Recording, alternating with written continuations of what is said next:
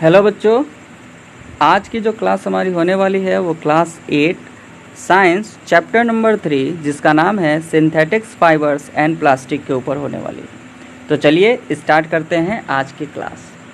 तो सबसे पहले आज की क्लास में हम लोग डिस्कस करेंगे कि फाइबर्स क्या होते हैं। तो fibres are thin long strand which can be spun into ends and woven into fabric. मतलब क्या है कि यह जो फाइबर्स होते हैं, जो रेसे होते हैं, वो थीन पतले और लंबे तारों से बने होते हैं जिनको कि हम लोग काट सकते हैं और उनको काट कर हम लोग कपड़े बनाने में इसका यूज कर सकते हैं। ये कितने प्रकार के होते हैं? They are 2 types.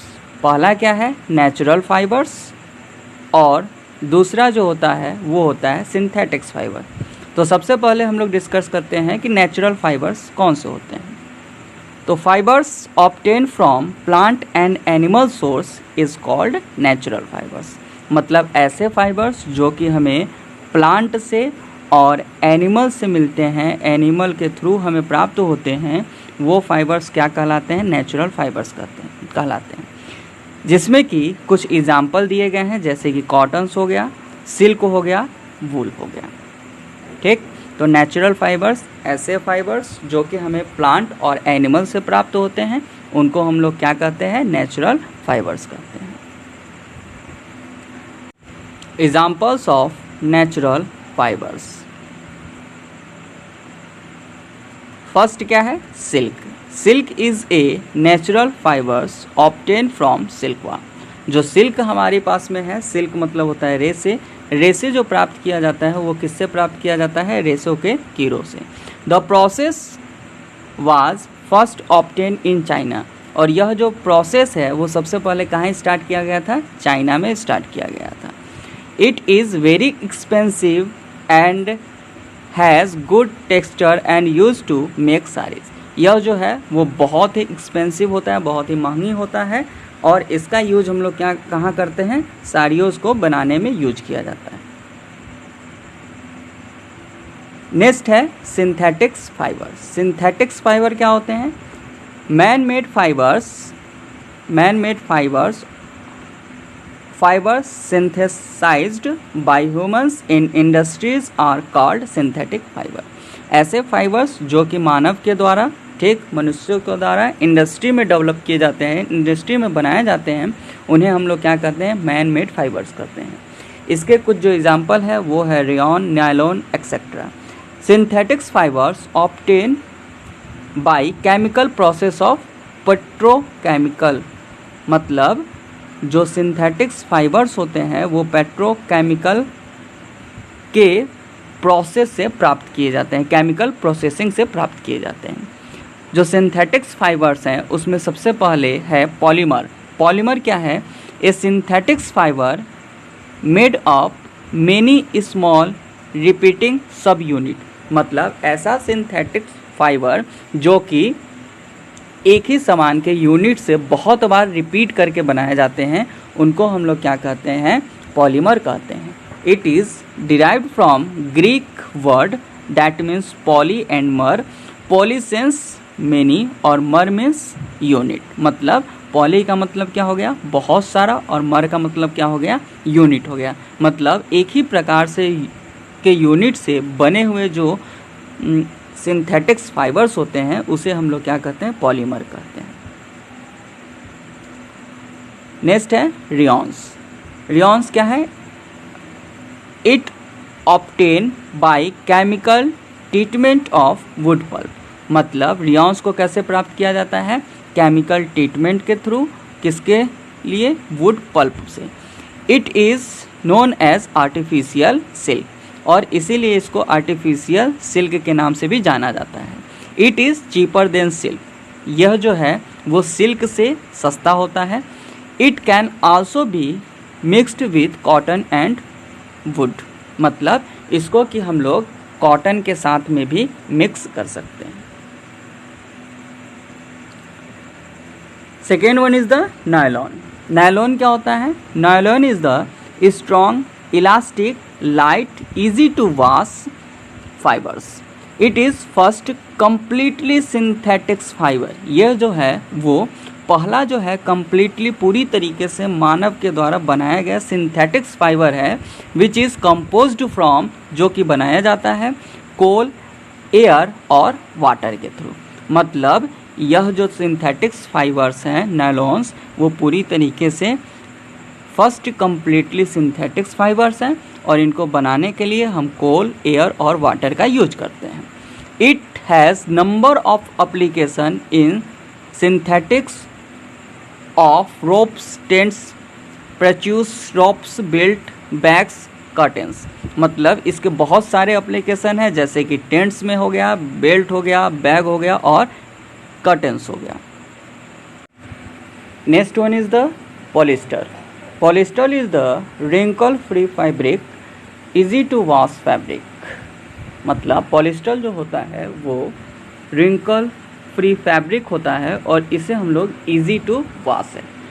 It is polymer made out of repeating unit of esters. ये क्या होता है? ईस्टर्स के रिपीटिंग यूनिट से बनाया जाता है।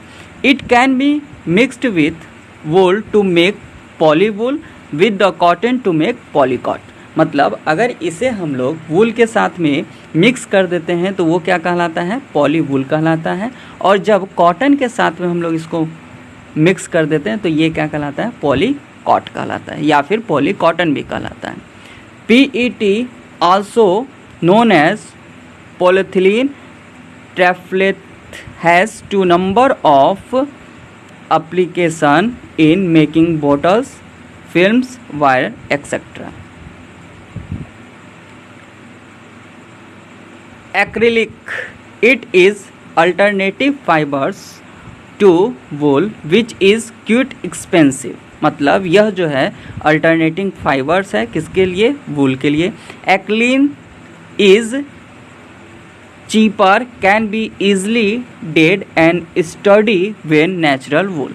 Advantage of synthetics fibre, they are less expensive, they are readily available, durable, dries up quickly, etc. Next topic is plastic. It is a synthetic fiber composed of large chain of carbon. The carbon chain can be in two possible arrangement. यह हमारे पास में जो plastic होता है वो भी एक synthetics fibres के एग्जाम्पल है, जिसमें कि large chain of carbon arrangement होते हैं। ये जो कार्बन चैन होते हैं उनका अरेंजमेंट दो टाइप से होता है। पहला क्या है? लीनियर, और दूसरा क्या है? Cross linked arrangement. लीनियर का सेंस क्या हो गया? जितने भी कार्बन के चैन होंगे वो एक के बाद दूसरे कनेक्टेड होंगे। और क्रॉस लिंक्ड में क्या हो जाएगा? जो कार्बन के चैन जो हैं वो कनेक्टेड होंगे क्रॉसली लिंक्ड, मतलब एक के साथ दूसरा, दूसरे के साथ तीसरा, और अगेन जो है पहले के साथ में नेक्स्ट वाला अरेंजमेंट चलेगा।